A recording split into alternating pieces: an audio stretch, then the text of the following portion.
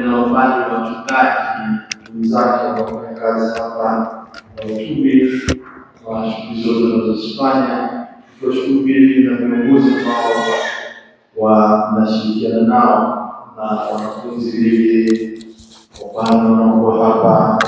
Tunashukuru kwa hayo ambayo tunaendelea kuyafanya. Kweli ni muda ulikuwa umepita tangu tumesali pamoja hapa kwenye parokia yetu. Hii parokia yetu sio kwa paroko pamoja na sisi, lakini parokia yangu vile kanisa la jimbo, kanisa letu inakuwa vizuri wakati mwingine, na mara nyingi inavyowezekana kuwa pamoja nanyi waamini, tukikiana moyo na nguvu hizo. Ni kweli kama alivyosema baba paroko, muda ulikuwa umepita, lakini hilo la mwisho lilikuwa linafurahisha kwa sababu tulikutana na askofu zaidi ya 120 kutoka katika ukanda wetu wa Afrika Mashariki na Kati. Ziko nchi kawaida 9 ambazo ni wanachama, lakini ziko nchi nyingine 2 tena ambazo wanakaribisha na wao wanaungana na sisi. Nchi zote hizi za Afrika Mashariki, Kenya, Uganda, Tanzania tunazifahamu zimo, alafu tuna Zambia, tuna Malawi, alafu tunakuja Sudani, alafu na Sudani ya Kusini, Eritrea, Ethiopia, zote hizo zinaingia kwenye ukanda wetu.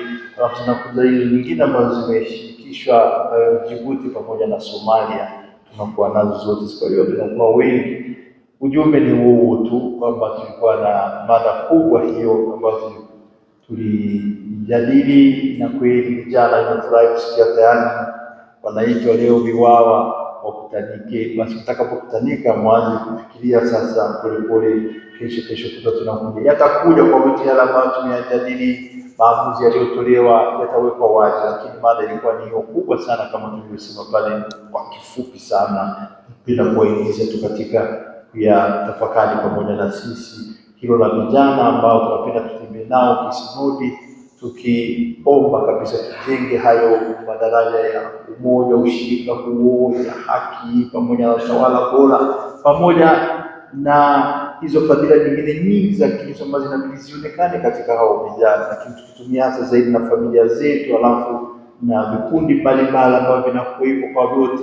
Wao wanapenda tusikia sisi na sisi tunapenda tuwasikie, tunapenda sasa tutembee pamoja nao katika kufanya shughuli hizo.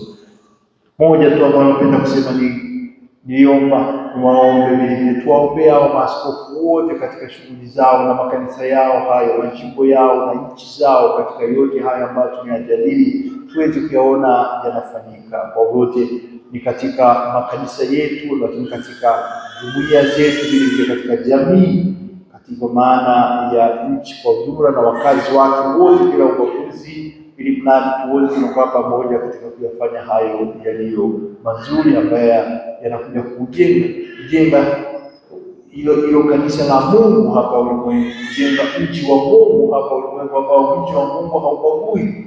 Upendo ambao tunaongelea leo kwa Kristo anaonyesha alikuwa habagui yeye, kwa yeyote yule muhitaji anaenda kumsaidia. Kumbe sisi tunapenda tufanye hivyo, na niendelee kuwashukuru sana kwa ushirika tunaokuwa nao, kwa yote ambayo ni ya umoja tunayofanya pamoja, ili hilo ambalo kwa kweli ndio la Mungu lionekane na liendelee kuwepo kati yetu.